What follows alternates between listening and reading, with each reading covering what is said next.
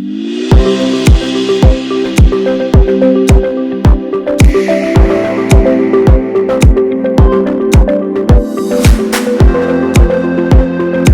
Hello students, तो अब हम लाइव प्रोसेसेस के नेक्स्ट पार्ट में हैं, जो कि है ट्रांसपोर्टेशन इन प्लांट्स।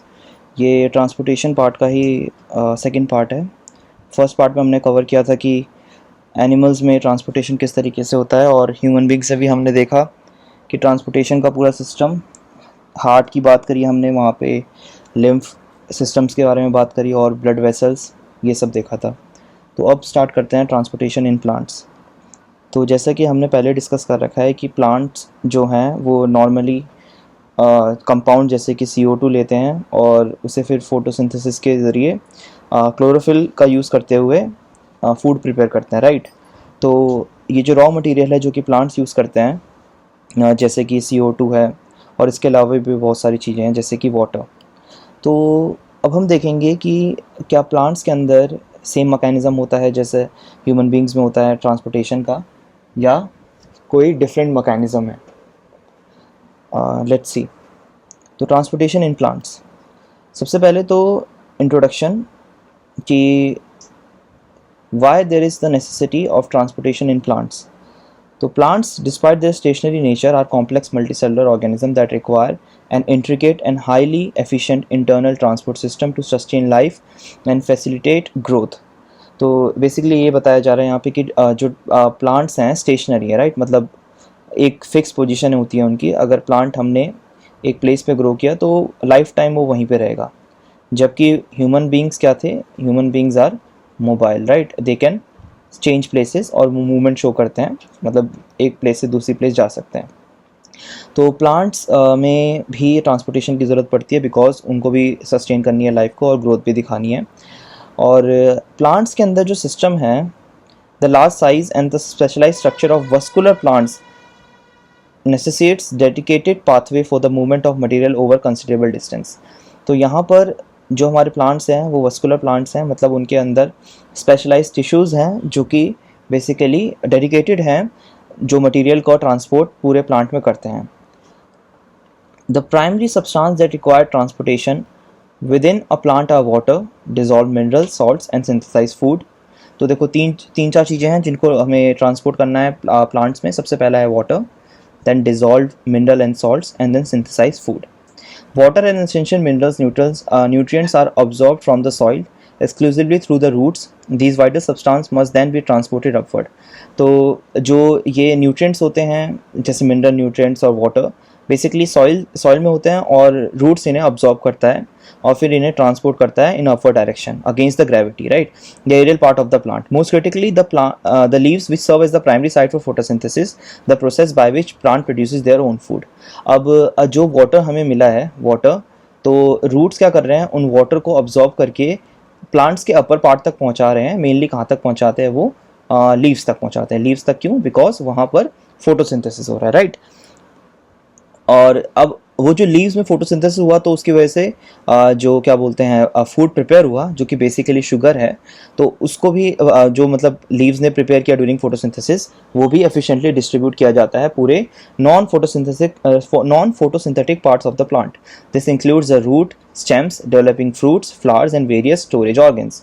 ये जो पार्ट है they are metabolically active, requiring a constant supply of energy and building block for their growth. तो इसका मतलब ये है कि ये जो पार्ट्स की हम बात कर रहे हैं, रूट्स की, स्टेम्स की, या फिर फ्रूट्स की, या फिर अदर स्टोरेज ऑर्गन्स की, ये मेटाबॉलिकली एक्टिव होते हैं। मतलब इनके अंदर ग्रोथ रेगुलर बेसिस पे होती रहती है, और इनके लिए, ग्रोथ के लिए बेसिकली हमें क्या चाहिए, फूड चाहिए, एनर्जी चाहिए। तो एनर्जी कहाँ से मिलेगी? जो कि प्लांट्स ने प्रिपेयर किया है फोटोसिंथेसिस के दौरान शुगर्स को वहाँ तक, लेकिन उसके लिए हमें क्या करना पड़ेगा, ट्रांसपोर्ट करना पड़ेगा, राइट। तो to address this complex transport demands, अब यहाँ पर क्या है, ये जो सामान, चाहे वो वाटर की बात करें, मिनरल्स की बात करें, या फिर जो फूड प्रिपेयर किया गया है, तो उनको ट्रांसपोर्ट करने के लिए एक कॉम्प्लेक्स सिस्टम तो चाहिए। तो प्लांट्स के अंदर एक स्पेशलाइज्ड कंडक्टिंग टिश्यूज़ होती हैं जिनको हम वस्कुलर टिश्यूज़ कहते हैं। तो बेसिकली ये जो स्पेशलाइज्ड कंडक्टिंग टिश्यूज़ हैं, इनको बुलाया जाता है वस्कुलर टिश्यूज़। तो ये जो टिश्यूज़ हैं ये कॉन्टिन्यूस इंटरकनेक्टेड नेटवर्क क्रिएट करते हैं पूरे प्लांट बॉडी में, जिससे कि रूट्स, स्टेम्स, लीव्स, ये सारी चीज़ें आपस में इंटरकनेक्टेड रहती हैं। तो दो प्रिंसिपल टाइप के वस्कुलर टिश्यूज़ हैं, एक हमारा है जाइलम और दूसरा हमारा है फ्लोएम, राइट। अब देखते हैं जाइलम और फ्लोएम के बारे में। देखिए ये डायग्राम है जिसमें कि दिखाया जा रहा है कि जो वाटर और मिनरल है उसको कौन ट्रांसपोर्ट करता है, जाइलम। वहीं पे जो फोटोसिंथेसिस का प्रोडक्ट है वो कौन ट्रांसपोर्ट कर रहा है, फ्लोएम, राइट। तो हम देखते हैं कि ट्रांसपोर्टेशन ऑफ वाटर और मिनरल्स किसके थ्रू होता है, जाइलम के थ्रू। अभी जो जाइलम है serve as the primary conduit for the conduction of water and inorganic minerals nutrient absorb from the soil. This transport occur exclusively in an upward direction from the roots through the stem and into the leaves and other aerial part of the plant।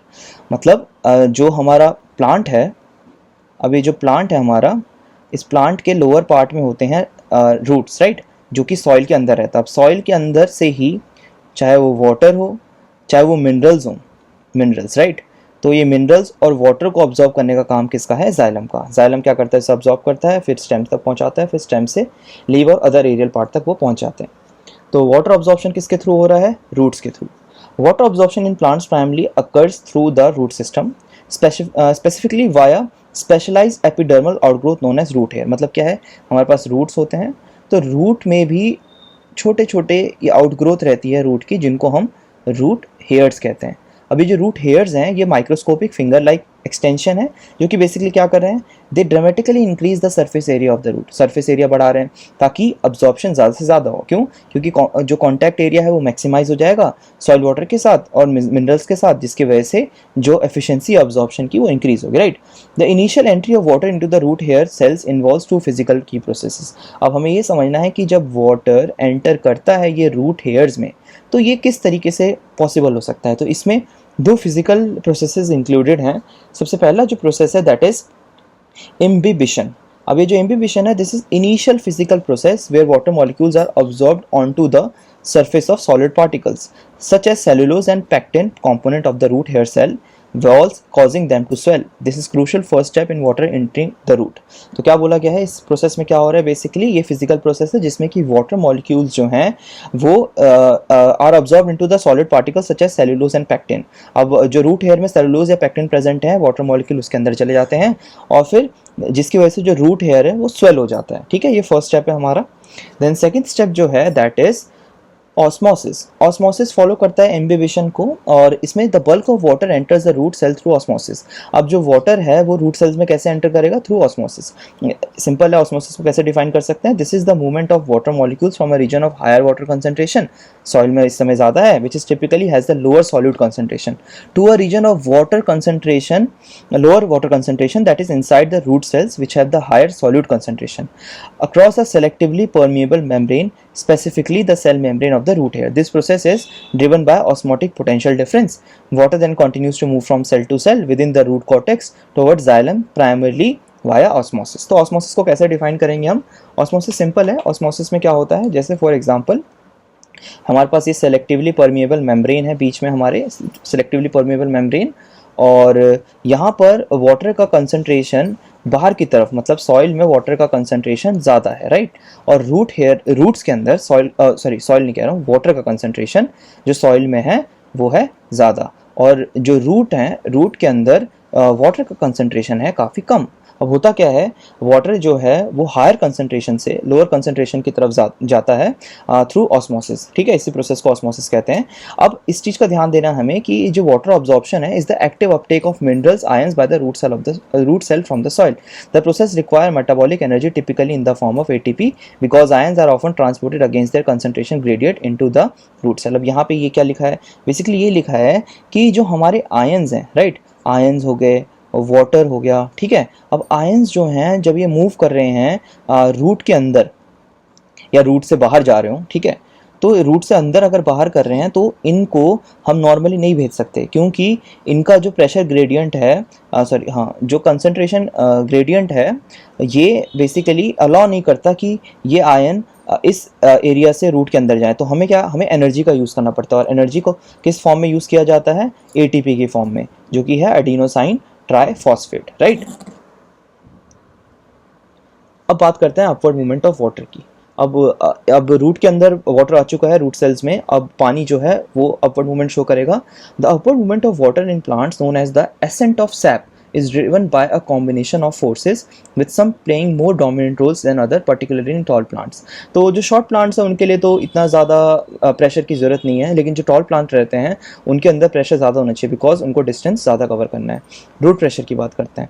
Root pressure is positively hydrostatic pressure that develops in the xylem sap of the root. It is primarily generated due to continuous active absorption of minerals ion by root cells and the subsequent osmotic influx of water into the root vascular tissues. अब यहाँ पे क्या हो रहा है, जो root pressure है वो किस तरीके से क्रिएट हो रहा है.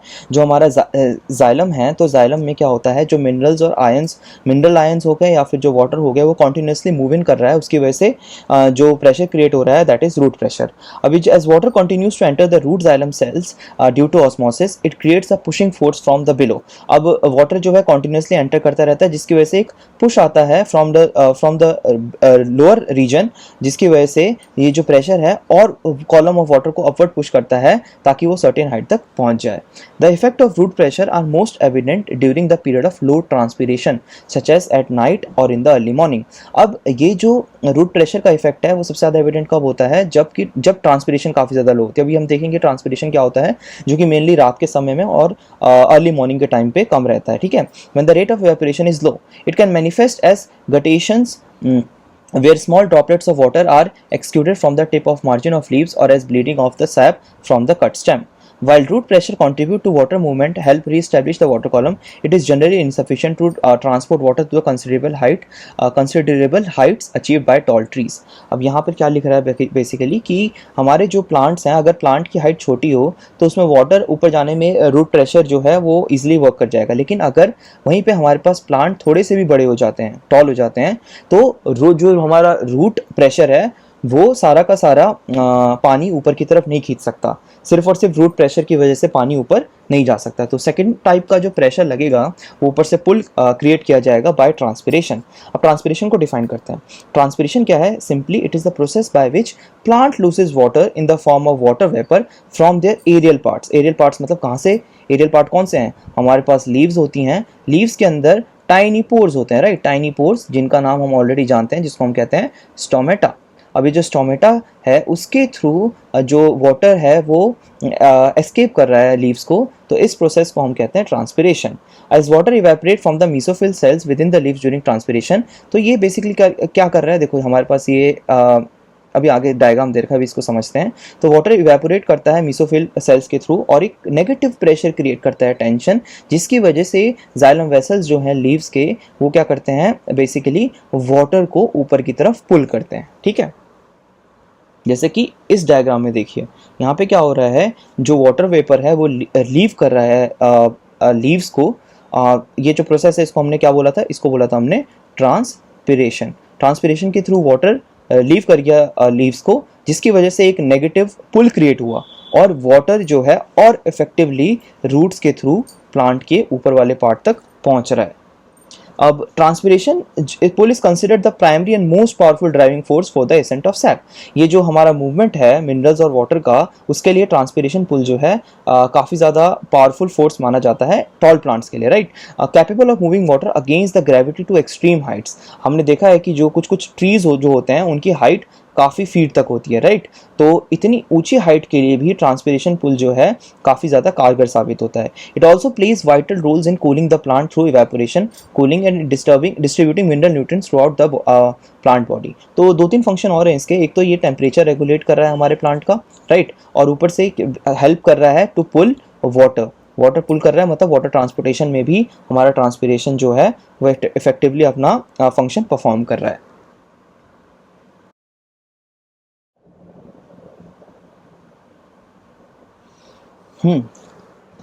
तो जो नेक्स्ट पार्ट है that is transport of food and other substance, जो कि फ्लोएम के थ्रू होता है प्लांट में. तो जो फ्लोएम टिश्यूज़ हैं ये लिविंग वस्कुलर टिश्यूज़ हैं जो कि रिस्पॉन्सिबल है for transporting the organic product for photosynthesis. मतलब हमारे जो फोटोसिंथेसिस के अंदर प्रोडक्ट तैयार हुआ है दैट इज़ क्या तैयार हुआ है, मेनली सुक्रोज. जो सुक्रोज प्रिपेयर हुआ है, शुगर प्रिपेयर हुआ है, उस शुगर को जहाँ पे ये बना है, लाइक ये लीफ में जो हमारे लीव्स हैं वहाँ पे ये प्रिपेयर होता है.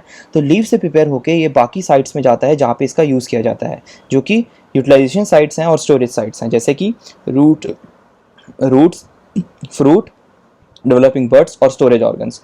Beyond sugar, phloem are also transport other vital organic compound like amino acids. तो फूड के अलावा और क्या ट्रांसपोर्ट करता है हमारा फ्लोएम? या और भी जो ऑर्गेनिक कंपाउंड ज़रूरत पड़ती है, जैसे कि अमीनो एसिड्स की और प्लांट हार्मोन्स की, सिग्नलिंग मॉलिक्यूल्स की, जो कि क्रूशियल हैं प्लांट ग्रोथ के लिए, उनको भी ट्रांसपोर्ट करता है फ्लोएम। फ्लोएम बेसिकली कंपोज है दो लिविंग सेल्स से, स्वीप ट्यूब और कंपेनियन सेल्स, जैसे कि हम ये डायग्राम में देख सकते हैं। जाइलम देखो ट्रांसपोर्टेशन ऑफ वाटर के लिए यूज़ हो रहा है, और फ्लोएम जो है हमारा वहाँ पे कंपेनियन सेल्स हैं, और ये जो लंबी सी ट्यूब जैसे स्ट्रक्चर दिख रहा है, ये हमारा स्वीप ट्यूब है, राइट। अब देखते हैं प्रोसेस ऑफ ट्रांसलोकेशन। तो ट्रांसलोकेशन जो टर्म दे रखी है स्पेसिफिकली यूज होती है transport of soluble organic component of food through phloem. It is a vital process that ensures that distribution of energy and building block of photosynthetic areas to all other part of the plant that require respiration, growth development and storage. तो ये जो process है translocation, generally use किया जाता है transport of soluble organic compound food from the phloem. It is vital process that ensure the distribution of energy. तो ये vital process है जिसकी वजह से जो हमारा एनर्जी है वो डिस्ट्रीब्यूट होता है फोटोसिंथेटिक एरिया से, लीव से बाकी हिस्सों में प्लांट के, राइट। तो ये जो मैकेनिज्म है ये प्रेशर फ्लो हाइपोथेसिस से समझाया जाता है, जिसमें कि सबसे पहले शुगर की लोडिंग होती है, इसमें एटीपी की रिक्वायरमेंट है, लाइक जहाँ पे सोर्स एरिया है, जहाँ बेसिकली सोर्स एरिया क्या है, लीफ ही है, ठीक है। अब ये जो लीफ एरिया है, फोटोसिंथेसिस एरिया, शुगर और सुक्रोज वहाँ पर है, तो ये एक्टिवली ट्रांसपोर्ट किया जाता है by companion cells, sieve tubes, element of the phloem. This process require metabolic energy in the form of ATP. तो ये याद रखना कि जो हमारा ट्रांसलोकेशन है वो एटीपी कंज्यूम करता है, ठीक है। फिर सबसे पहले प्रोसेस में तो शुगर लोड हुआ, देन उसके बाद क्रिएशन हुआ ऑस्मोटिक प्रेशर का। अब ये जो शुगर लोड हुए हैं, उसके बाद जो सॉल्यूट कंसंट्रेशन है वो इंक्रीज करेगी विद इन सीव ट्यूब्स। तो ये जो हाई सॉल्यूट कंसंट्रेशन है lower the water potential inside the phloem. अब फिर क्या होगा, वाटर मूवमेंट फ्रॉम फ्लोएम। अब जो पानी है वो भी आ रहा है जाइलम से, water movement from xylem. Due to the lowered water potential in the phloem, water from the adjacent xylem vessels which have the higher water potential moves into the phloem sieve tubes by osmosis. अब जो water potential है phloem का लो हो जाता है, जिसकी वजह से जो हमारा जाइलम वेसल है जिसके अंदर वाटर कंसंट्रेशन ज़्यादा है, वो क्या करेगा, वो पानी कहाँ मूव कर जाएगा, फ्लोएम में। अब फ्लोएम में पानी मूव कर गया, अब ये जो इन्फ्लक्स है वाटर का वो इंक्रीज कर जाएगा, ठीक है। अब जिसकी वजह से फ्लोएम का जो प्रेशर है वो भी इंक्रीज होगा। अब बल्क फ्लो और pressure flow, the high turgor pressure at the source pushes the sugar rich through the sieve tubes towards the area of lower pressure. They are sink regions, root, fruits, growing tips and storage organs. This movement is a mass flow pressure driven by the pressure gradient. अब यहाँ पे क्या होता है, ये जो pressure create हुआ है जिसकी वजह से जो हमारा सैप है, शुगर रिच सैप, ये जो सीव ट्यूब्स में है वो कहाँ पे चले जाता है, जिन एरियाज में शुगर की कमी होती है। और ये कौन से एरियाज हैं, चाहे वो रूट्स हैं, फ्रूट्स हैं और ग्रोइंग टिप्स हैं, राइट। अपलोडिंग एट सिंक, अब ये जो सिंक रीजन है, sugars are actively uploaded from the sieve tubes element into the sink cells. They are either consumed for energy और converted starch for storage and use for growth.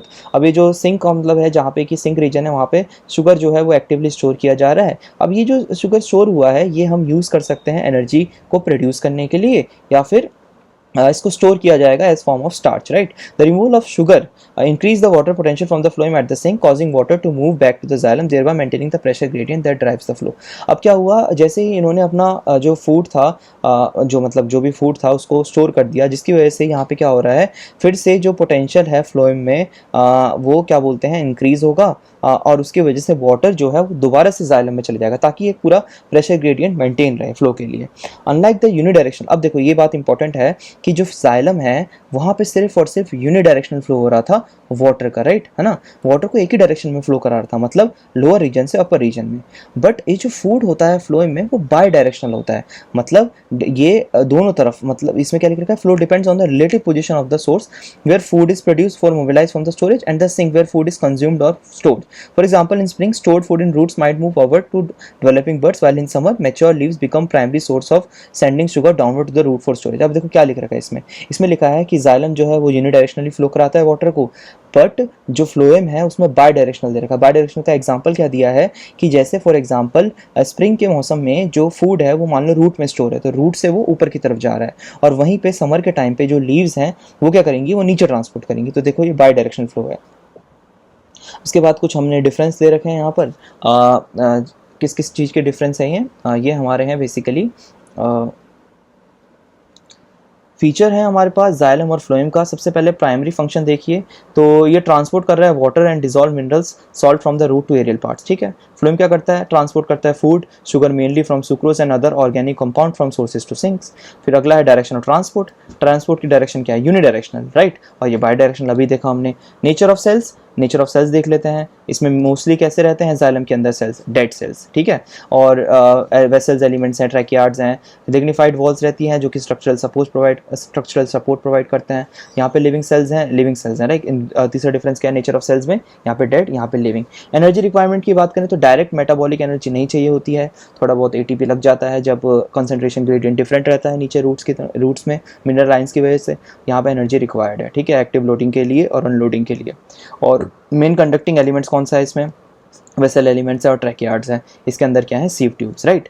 अब associated sales, कौन कौन से associated sales साथ में काम करते हैं, parenchyma, xylem parenchyma, xylem fibre. इसमें कंपेनियन सेल्स हैं, फ्लोएम पैरेन्काइमा है, फ्लोएम फाइबर्स हैं। प्राइमरी ड्राइविंग फोर्स क्या है, मतलब कौन से फोर्सेस की वजह से ये चल रहा है।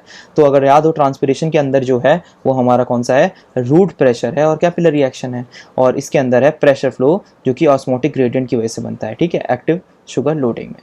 तो ये हमारा डिफरेंस है किसमें, जाइलम, किसके अंदर, जाइलम और फ्लोएम में, ठीक है। तो इसी के साथ जो ट्रांसपोर्टेशन इन प्लांट्स है वो कंप्लीट होता है। और अगर कोई भी डाउट अगर आपका रह गया या फिर कोई भी क्वेश्चन इस चैप्टर से रिलेटेड है तो आप हमें कमेंट कर सकते हैं in comment box. Thank you.